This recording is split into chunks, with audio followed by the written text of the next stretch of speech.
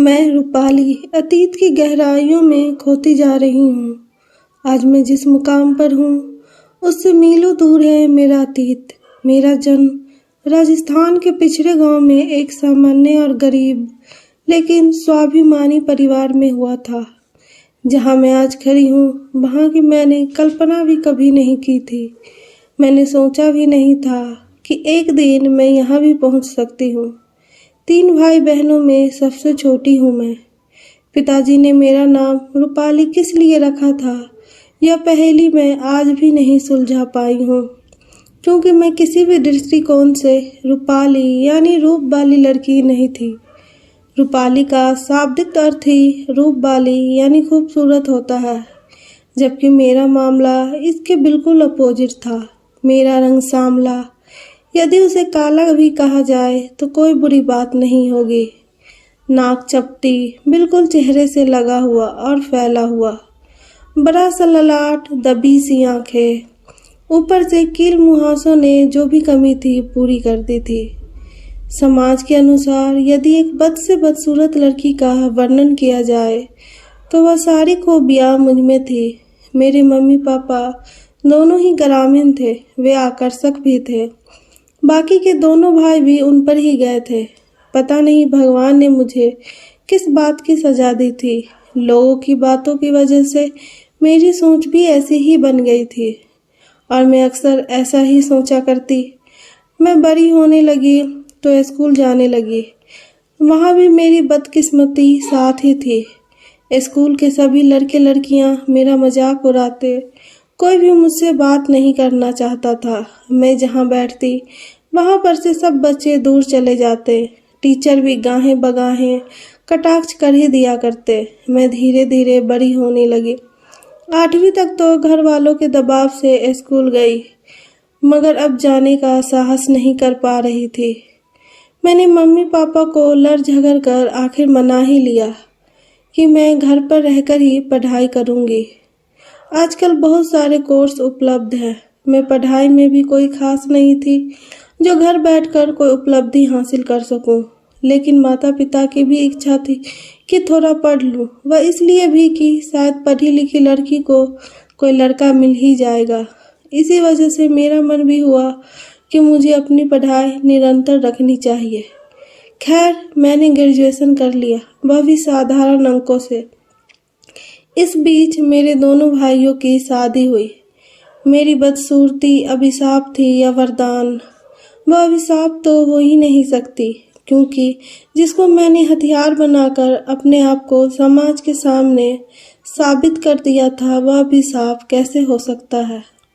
और हमारे घर में 2 भाभी आ गई थी। मैं भी बड़ी हो गई थी, लेकिन मेरा यह रंग रूप वैसे ही मेरे साथ आगे बढ़ता रहा। इस बीच मेरे रंग रूप की प्रसिद्धि इतनी फैल गई थी कि कोई रिश्ता आता ही नहीं था।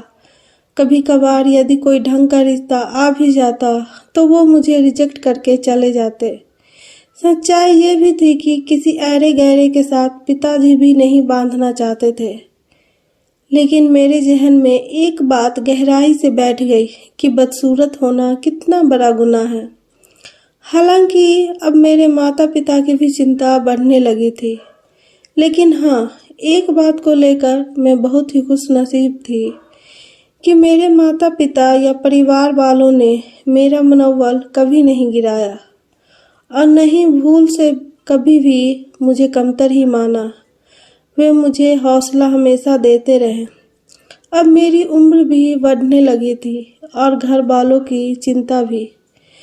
मैंने इसी बीच बीए के साथ साथ बीएड कर लिया। साथ ही पिताजी को भी कह दिया कि पिताजी, मुझे आप अपना बेटा मान लीजिए, मुझे आपके घर से विदा मत कीजिए। मुझे शादी नहीं करनी, मैं हमेशा आपके साथ रहना चाहती हूँ, आपकी सेवा करूँगी। पिताजी ने भी हार नहीं मानते हुए रिश्ते की खोज जारी रखी, मगर सही रिश्ता मिला नहीं और लोभी लालची तथा रिश्ते के दलालों को पिताजी ने फटकार दिया।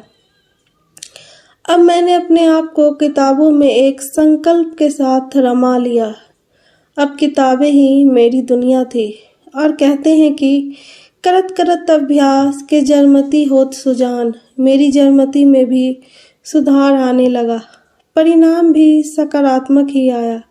मेरा चयन एक शिक्षिका के रूप में हो गया। मैंने नौकरी के साथ साथ पढ़ाई जारी रखी। अगली बार मेरा चयन व्याख्याता के रूप में हो गया। अब मेरा मनोबल 7वें आसमान पर था, क्योंकि मैंने पहले ही कहा कि मैं साधारण सी पढ़ने वाली लड़की थी। मैंने पढ़ाई जारी रखी क्योंकि अब मेरी सहेलियां किताबें ही थी। उन्हीं के साथ उठना बैठना, उन्हीं के साथ खाना पीना, उन्हीं के साथ सोना जागना।